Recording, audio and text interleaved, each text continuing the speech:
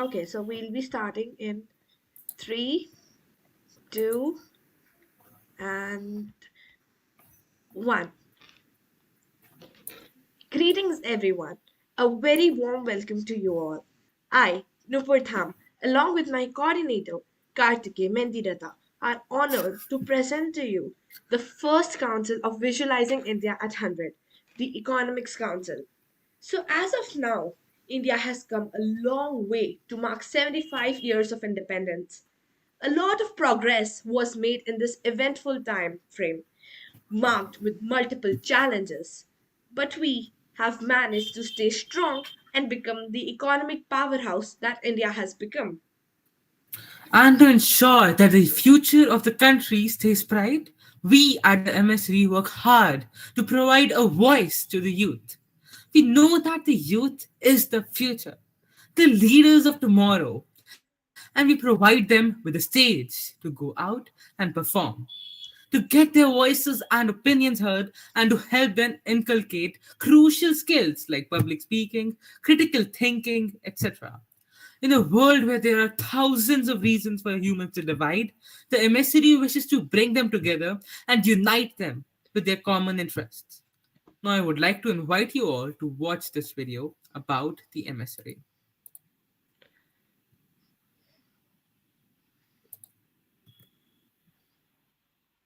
Is my screen visible? Not right now. Hmm. Is it visible now? Yes, now it's visible. Okay.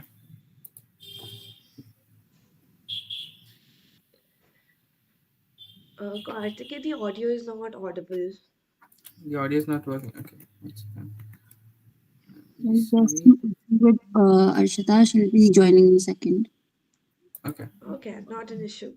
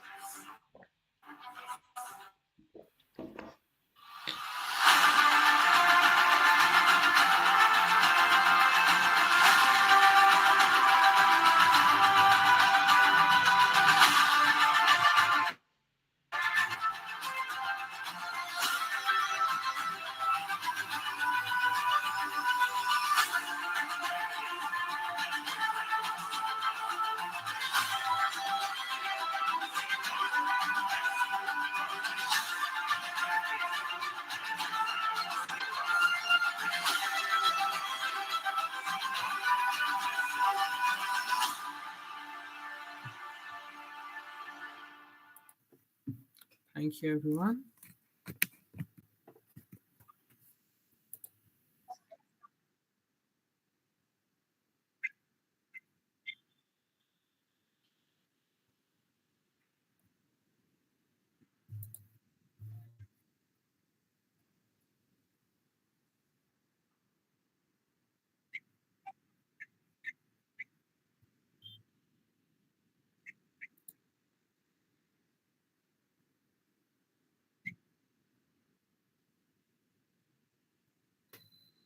And I Okay. so then everyone, Can we wait for just 5 minutes more to for Aryan to get in? Actually, he's out. So we'll go to the next team then. So, okay. Now I would like Raina and Yoshita Kumar to take the floor and tell us about their views on yet another extremely important part of the economy, especially the Indian economy, unemployment. Please go ahead. Yeah. Can I share the screen for the PPT? Of course.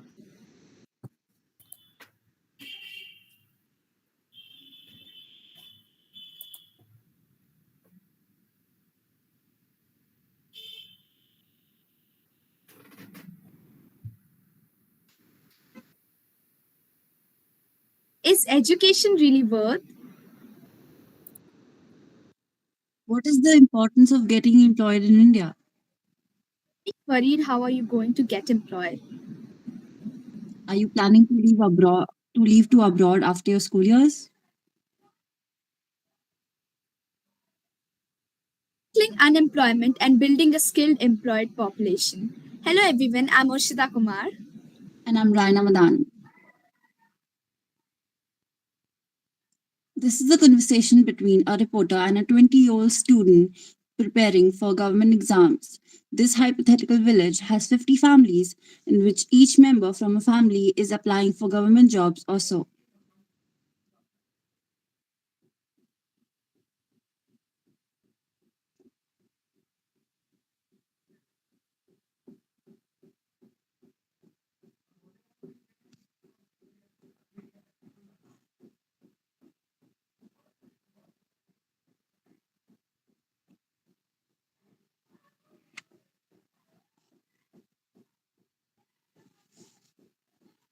So, what does your family do? And what are you planning to do? Living on agriculture and it's not satisfying our family's need. So I just attempted my government exam.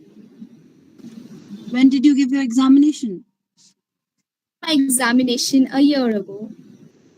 What is your result? Didn't get it still as it's going through the checking process. Why only government jobs though? I feel this job is really stable and a lot of people from my village are applying for this. If people are applying for the job, how many of you are getting the job? Now none of us got employed, sadly. What are people in your village doing who didn't get the job? Some of us gave up, some of us are back to agriculture, and some of us are preparing for the second attempt, and some of us left the cities and became a migrant.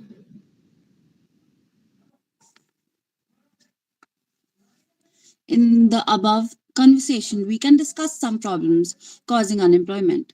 As the villager said that he didn't get the result for the exam he attempted, even though it's been a year, as the checking process can be time taking because the people doing it are not in the appropriate amount. Secondly, the villager also said that there are a lot of people who attempted the government exam are now migrating to other bigger cities as there is no scope for employment in villages. Thirdly, there is also some research done where we have seen that there are 220 million people unemployed and only 1 million job vacancies have increased over the years. This tells us that the number of jobs are not sufficient compared to the rate of unemployment. Further, we would also like to talk about what measures can be taken to create a skilled employed population, as it's necessary to have a skilled economic growth for its country and its people.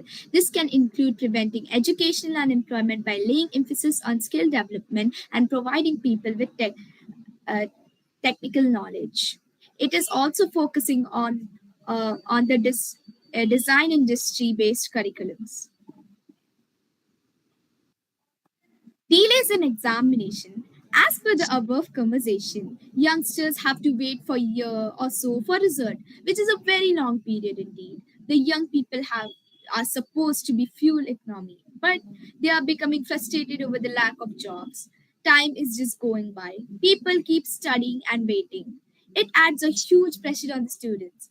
4 out of every 100 students end up killing themselves because of the delays. For the solution, government or the central board should select a new set of people or a committee which would help to correct the papers and the results would be out in a swift.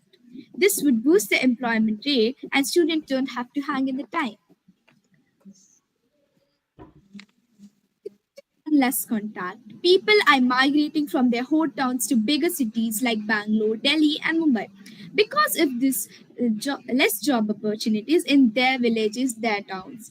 But when they are migrating to other bigger cities, including them and the people in the cities, uh, they are not having enough competition. They are having competition, and there are all then it's becoming overpopulated, and again there's unemployment. It all becomes a drag. One of the reasons is less contact and awareness. There is no awareness about the jobs and how and where they need it. It's usually a connection in groups and information that is passed through, but there is no official information circulated.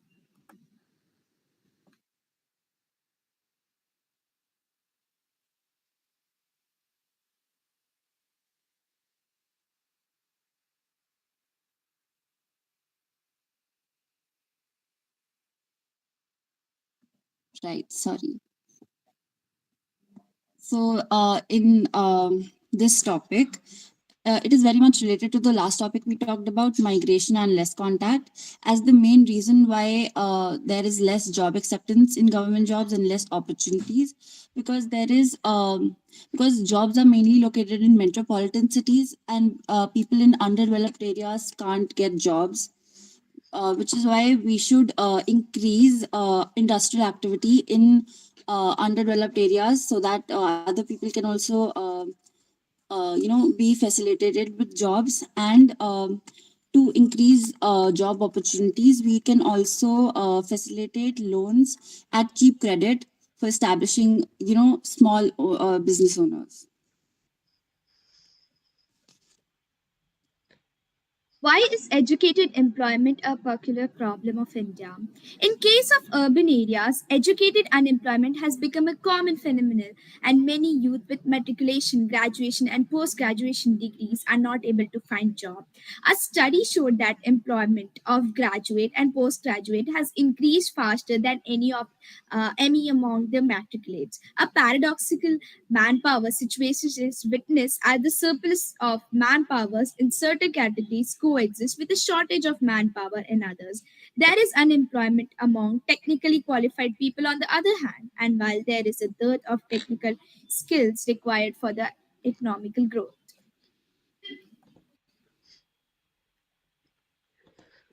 Building a skilled and employed population. This can include preventing educational unemployment by laying emphasis on skill development and providing people with technical knowledge. It can also include focusing on practical based learning and design industry based curriculum. Free awareness programs could be conducted by the government or any non governmental organization. From the industrial side, there should be transparency so that they are able to influence people to work in those industries. And combining the primary and the as such as agriculture and manufacturing sector, such as manufacturing or production, can create more job opportunities, as it can be diversifying agriculture, as there is already 60% of our population is working in agriculture. Thank you, Thank everyone. you.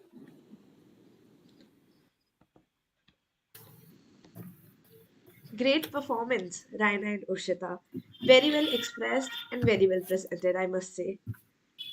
Now, Thank we'll you. invite Rashi and Nivedita to enlighten us on the topic how to deal with and control India's stagflation in the upcoming years. The stage is all yours, guys.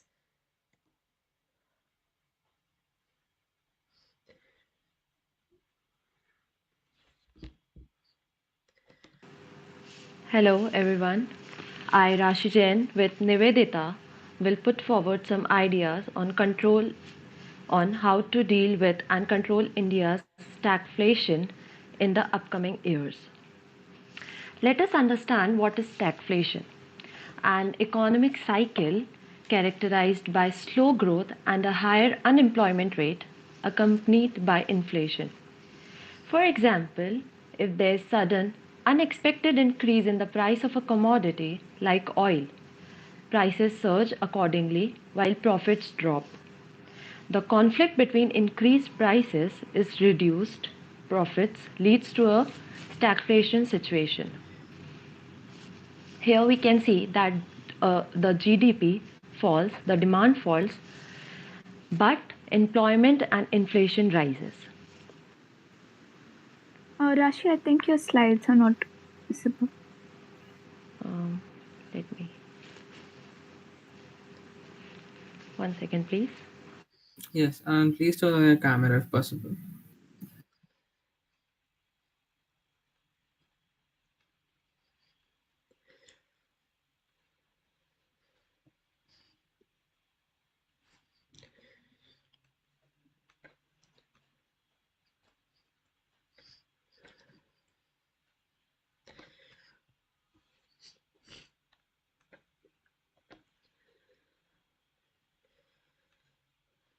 Is it moving now? Are you on a recent causing stagflation? Okay. Nivedita, can you share the slides, please? Uh, I haven't joined from my laptop actually. So. I I sent you can on help you WhatsApp, out. right?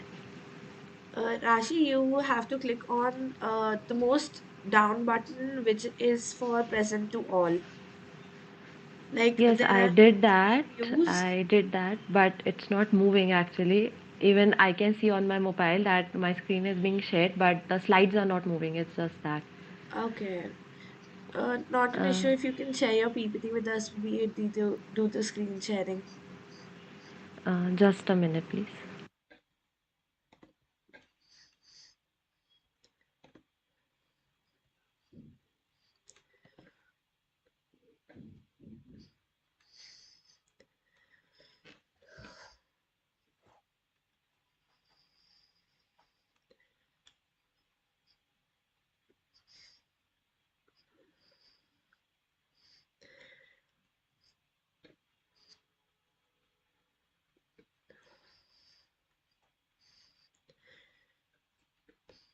I have sent it in a group. Nupur, if you can share the screen. Kartike, can you do so? Uh, of course, once again.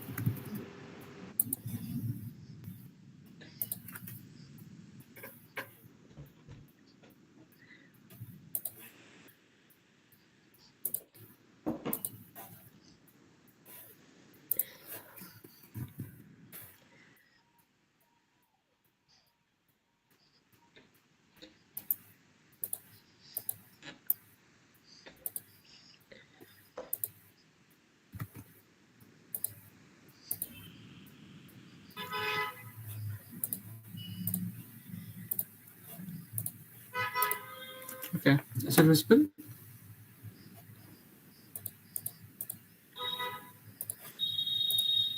Yes, it is now visible. If you guys could start again. Yes, please.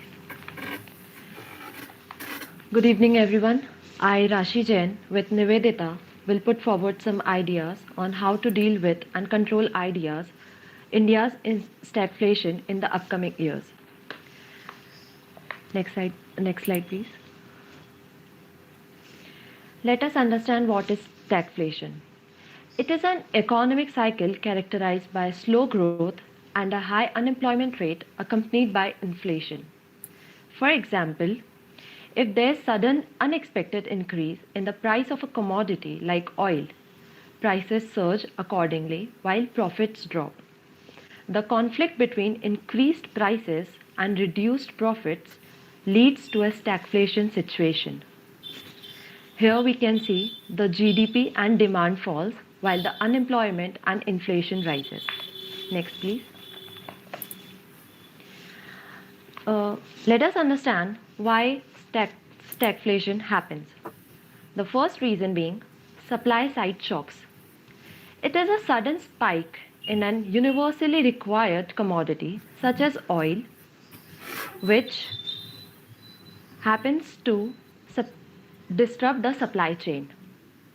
The second is poor economic policies. This happens when the interest rates are too low for economic conditions, like excessively high government spendings. Now a question arises, what is inflation? It is a rate of increase in prices over a given period of time.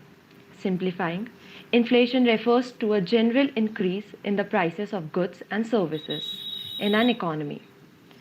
When the general price levels rise, each unit of currency buys fewer goods and services. Consequently, inflation corresponds to a reduction in the purchasing power in the money. Now, next please. Now let us understand the major difference between stagflation and inflation. Stagflation is a situation where unemployment is very high, economic growth is too low, and inflation rate is high. On the other hand, inflation is the rate at which prices of services and goods in an economy increases. Next please. What causes inflation? First, increased money supply. When the money supply in an economy grows at faster rate than economy's ability to purchase goods and services. Second, devaluation. Inflation tends to devalue a currency since inflation can be equated with a decrease in a money's buying power. Third, rising wages. If wage growth exceeds productivity growth and then firms raise prices to preserve margins and probability, this can drive inflation higher. Third, plays a major role, that is, policies and regulations. Higher interest rates make borrowing more expensive, curtailing both consumption and investment, both of which rely heavily on credit. Over to you, Nivedita. Thank you, Rashi. And next slide, please. Uh, okay, the factors are that has been repeated. So the next slide. Okay, so I wanted to talk about the kind of inflation that India is currently facing. So there are two types: demand pull inflation and the cost push inflation.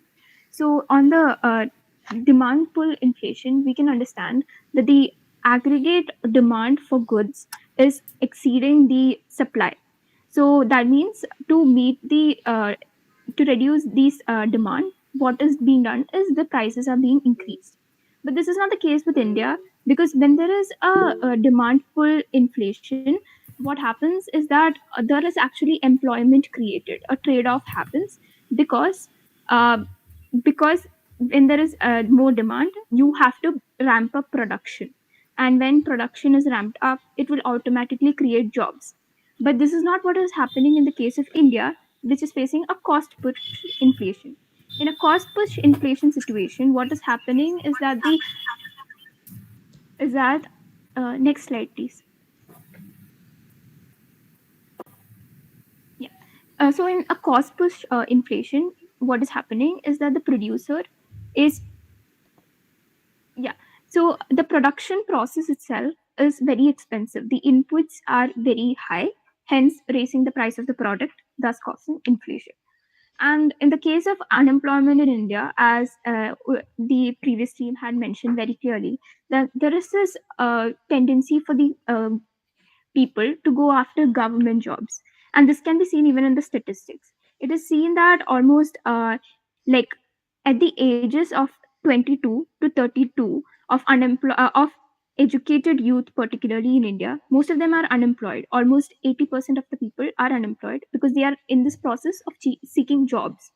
And the other part, which is the uneducated youth, who have just less than 10 years of education, we can see the statistics reversed, where only 2% of the people are not employed, because they go after these jobs which are for manufacturing as well as agriculture jobs, and these jobs actually help in job creation. So now I want to move on to how India can handle the situation of stagflation that is currently occurring. As we know, this severely affects the poor people in the country. And we can see that India is not at the point of reaching a high rate of stagflation. It is on the verge of like having a stagflation kind of situation. So we have to take prevention steps rather than tackling it. So we are still at the nascent ages, and by in the India at the time when it is 100, if we follow the current steps, we can actually prevent this bad situation from happening. So one of the things that we can do is increasing production level in a way where after it reaches a certain level, there are enough jobs created in the economy, and then tighten the monetary policies to tackle inflation. So that includes charging higher taxes, as well as the interest rates should be higher, so that the inflation in the economy is controlled. The second point that I'm coming to is having an adequate amount of liquidity in the economy, so that the credit takers as well as the inflation in the country is controlled. There is a level of credit, there is a level of interest where people are willing to take loans, but at the same time, the credit shouldn't be so low that that the money circulation in this economy will increase at a rapid pace. Another issue that I was talking about was tackling unemployment among the youth, and that is a major way by which we can seriously reduce this phenomenon of uh, youth unemployment and underemployment among youth. We need to make the manufacturing sector more attractive for the youth to pursue such jobs, and the working conditions, such measures can be taken by the government to improve the situation. Another thing that we can do is, like, we have to make changes in the trade policy, so that the inputs are not as expensive as it is right now, and we will control the situation. And as well as there should be a push for capital expenditure. So through these steps, I am sure that if India can have an economy which is strong and has reached its full employment level. So thank you.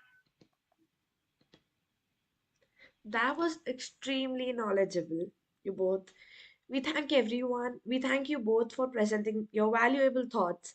You did justice to this crucial subject, I must say. So now moving Yeah. forward to one Shah for Uh, presenting. yes. So now we ask Vanshad to tell us about his topic, which is ensuring fair digital finance in India.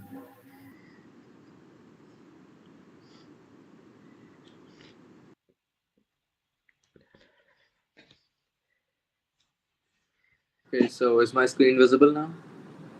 Yes, it Yes, it is. is. Okay. So today we're talking about ensuring fair digital finance in India.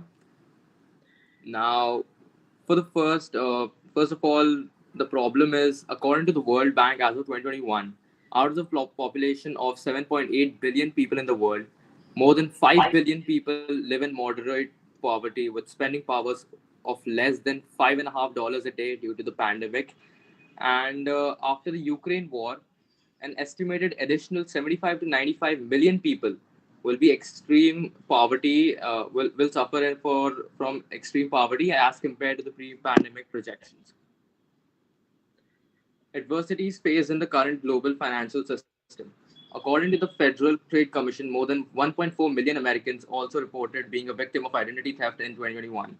Another 1.5 million filed complaints related to other kinds of identity fraud. Both sums are annual records.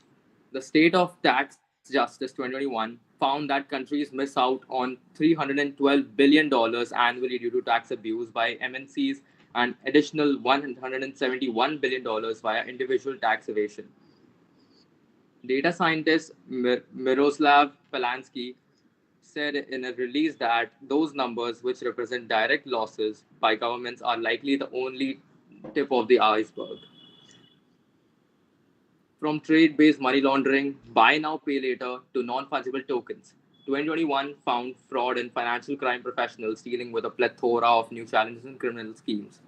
Newly released Federal Trade Commission trade data shows that consumers report more than $5.8 billion in losses to fraud in 2021, an increase of more than 70% over the previous year, and that's a huge number. The FTC received fraud reports from more than $2.8 million consumers last year, with the most common reported category once again being the imposter scams, followed by other scams like online shopping. If we check on the data of 2021, $5.8 billion were lost to fraud, and the banks were able to recover just 591 million dollars, and that too with using complex tech stacks and multiple human reviews, and that's a tedious process. So here comes the big question: what has to be done? So we're introducing blockchain technology in financial systems.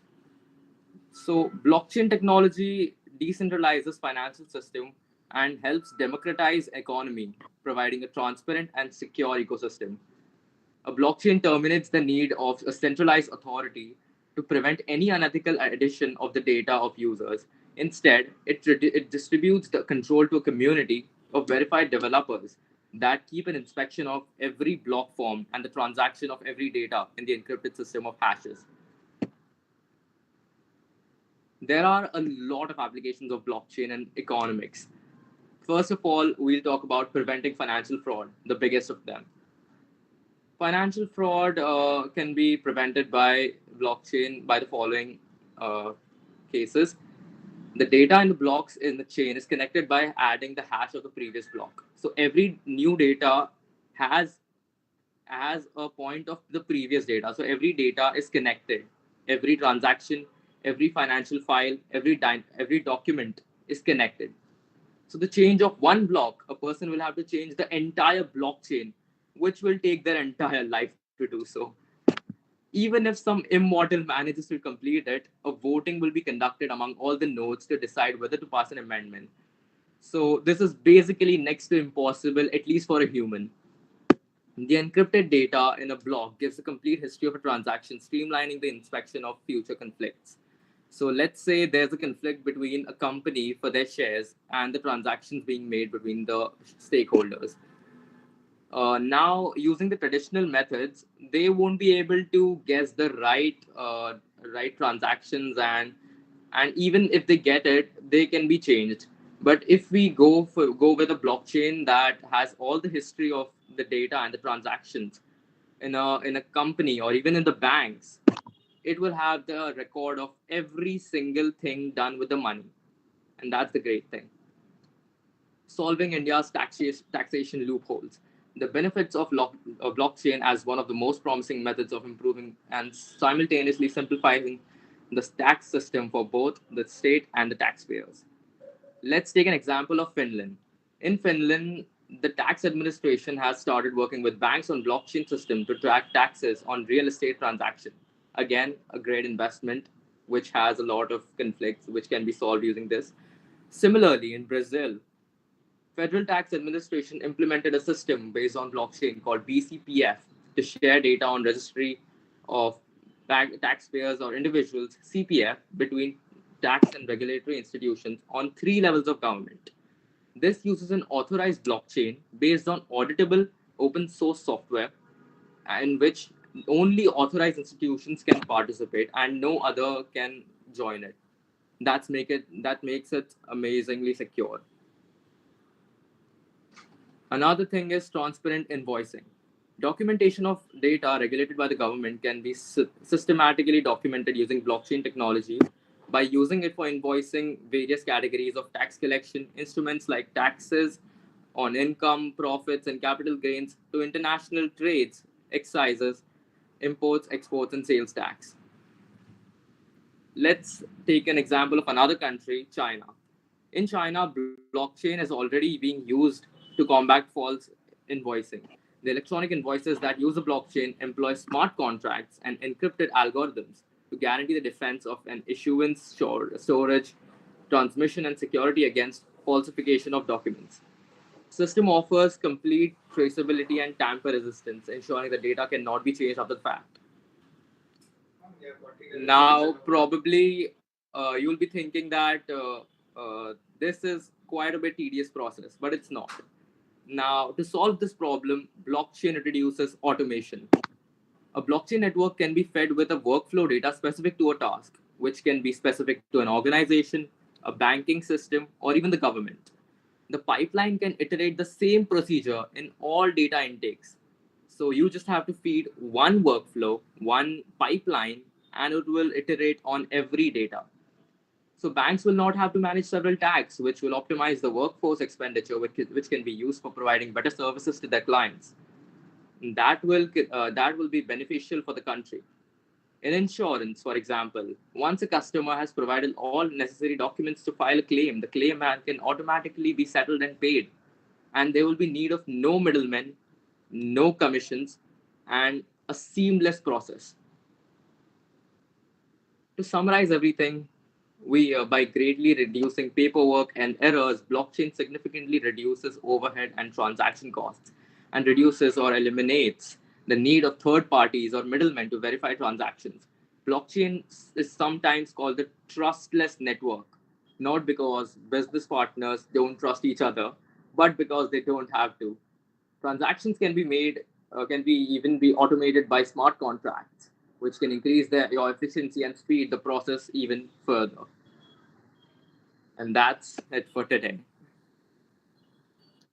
Thank you.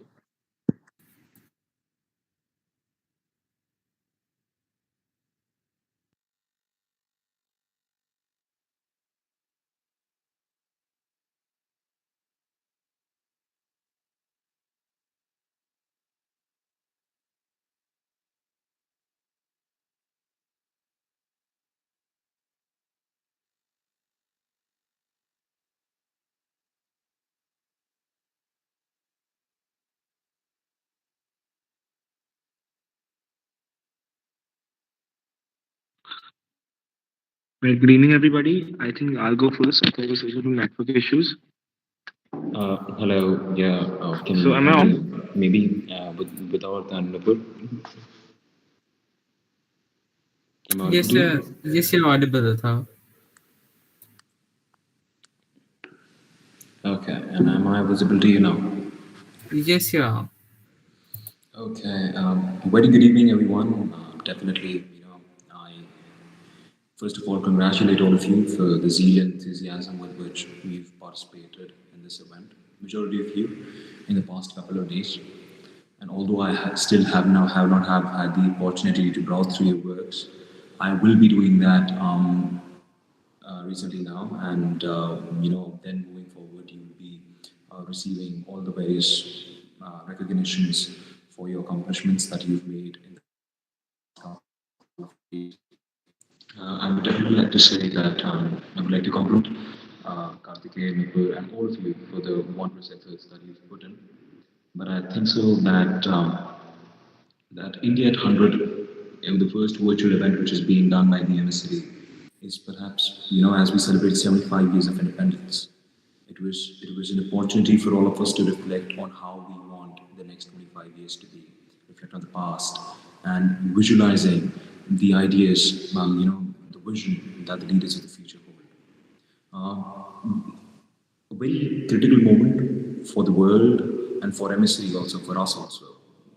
As many of you would be aware that all of you have participated in months and debates and all those kind of things. And while they are definitely beneficial, it was time for us to take a step up. And that is the attempt we made with India at 100.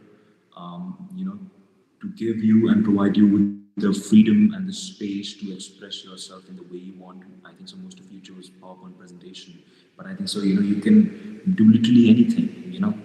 Like it can be PowerPoint presentation, it can be model or whatever seems specific to your interest, like whatever aligns to your particular interest.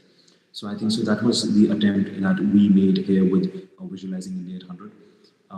Yeah, over time as more of these series, the whole series unfolds and we hold further deliberations on different agendas, we expect that diversity to show up. As you all must be aware of the NCD, I hope Karthik Kanupur must have told you that we are the world's first global mass media network to be operated by teenagers. So I am 17 and I'm the founder of the organization. So it's just basically we are just saying young people striving for bigger things, impactful things, and trying to generate the influence. I think so ideas unfold over a period of time and you work with it. So, India at 100, maybe you thought of something else on day one, develop into a completely different thing on day three. Same it was for us, like me and my friends were working on a blogging platform. and then we just try to bring more people on board with different interests, so we can cover more subjects. And then it ultimately, we got an idea, I think so, after 6 long months, that what if we create a mass media network which is only operated by teenagers. That would mean that giving the world a perspective on over 150 issues, starting all the way from astronomy to zoology, and there's the raw perspective of teenagers on each of these issues, the ideas of the leaders of the future, on how their future wants to be.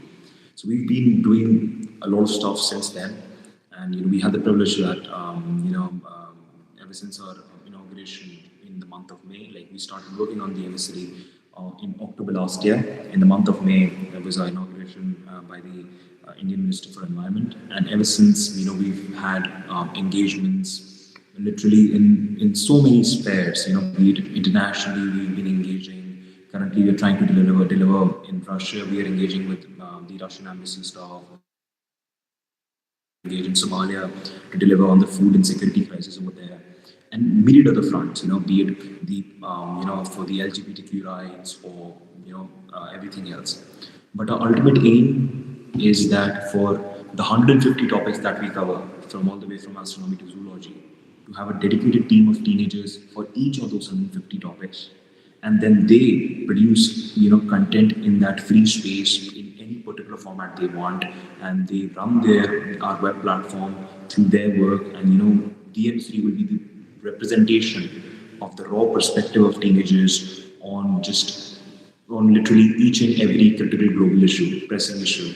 And I think so that will be a very impactful thing for the whole world, because the world will also get an insight of what the youth of today thinks. So that is what we are trying to do with the emissary.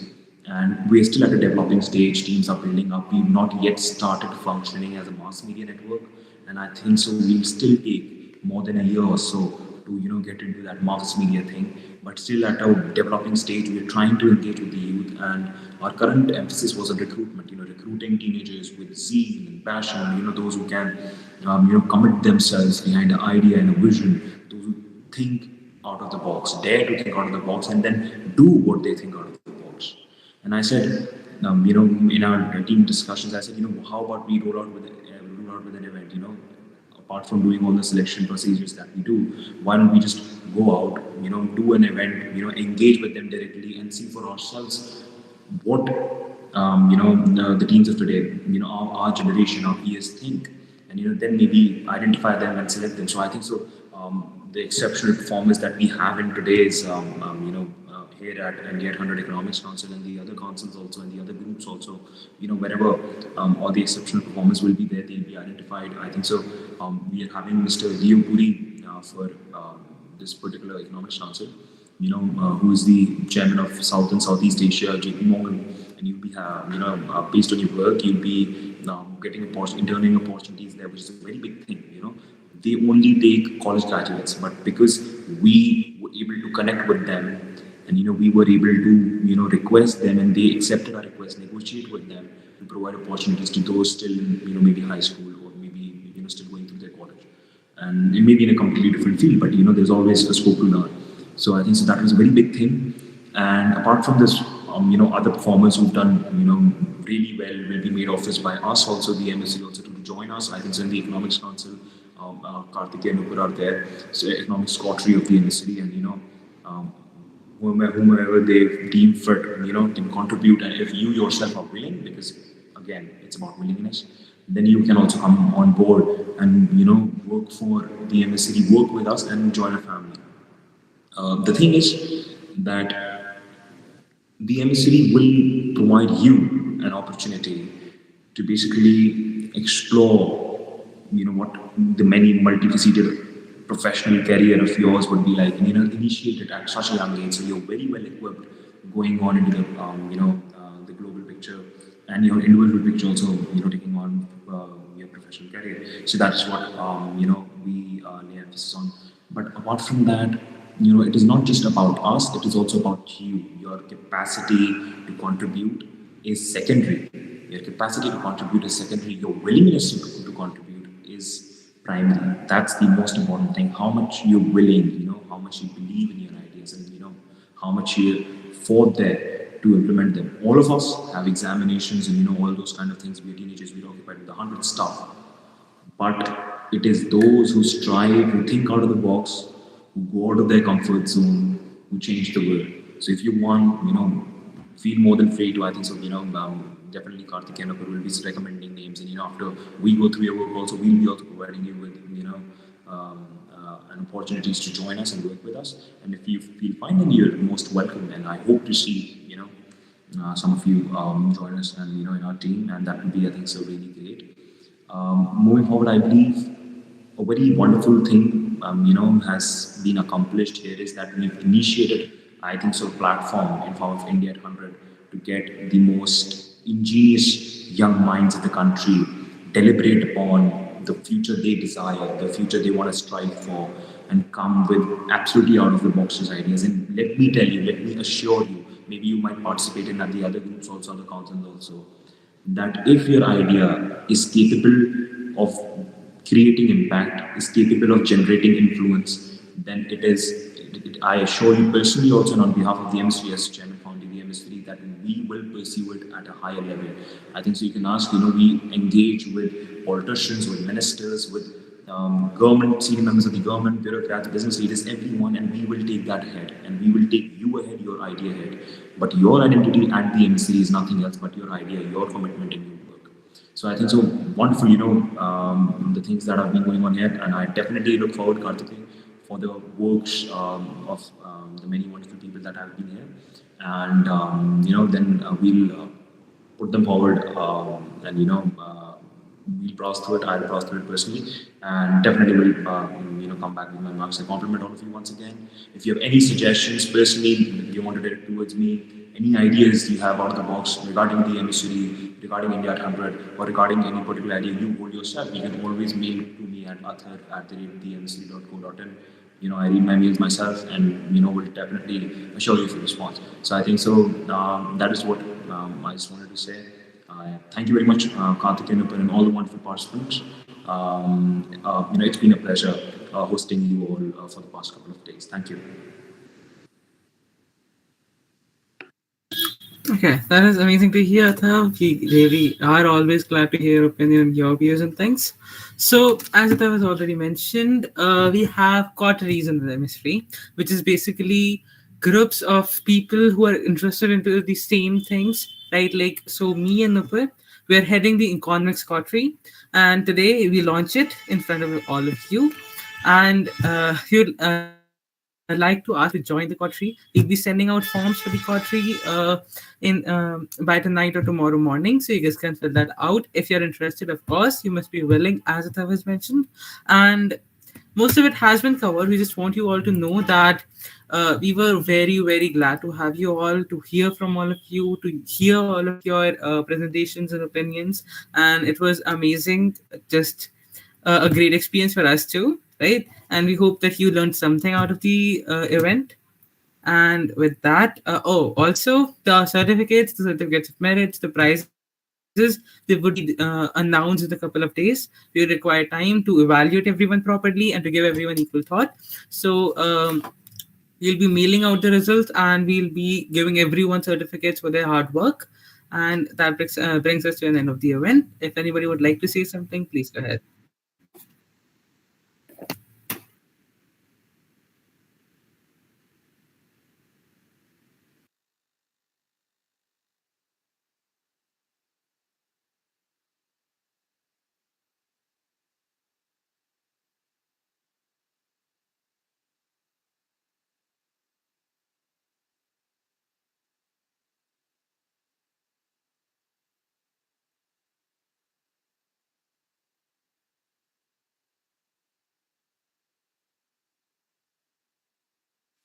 It was a great year. Yes. Am I Yeah, audible now? it was. Yes, Vedant, please go Right. ahead. Sorry, Urshita, just give us some minute. Sure, sure, sure. A very good evening, everybody. Firstly, I would like to offer my sincere compliments to each and every one of Yeah, you. yeah. Atharv and me, like he told, we got the MSA together with the motive to promote something out of the ordinary. And today I feel that I saw that over here. Even as the observer who studied about these topics, I felt that I took a lot from today. And I'm sure it's the same for everybody as well. And most of my other thoughts have been summed up by Atharv already. And surely, if any of you are interested in joining the emissary, I'd look forward to working with you.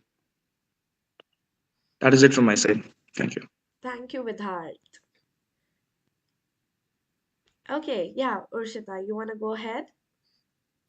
I just wanted to thank everyone and especially Karthik and Nupu for giving us this opportunity. I really enjoyed it and I really liked working on it. Thank you. That is great, Yeah, Urshita. Thank you for joining us. We are really glad that you could be a part of the evening yeah. and add value to the event. Also, one small thing, guys. We'll be sending out feedback forms too in the group itself. So please don't leave and fill those. We really appreciate if you have anything else to add. Um, and that is about it. Thank you so much, everyone. Thank you so much. It Thank was you. fun to work with all of you. I'm very glad that you got to learn something. You had fun. Thank you. Thank you. Thank you, Bye. guys. Bye bye. Thank Bye. you. Have a Bye. good day. Yeah. Good night. Have a good night. Good night. Good night.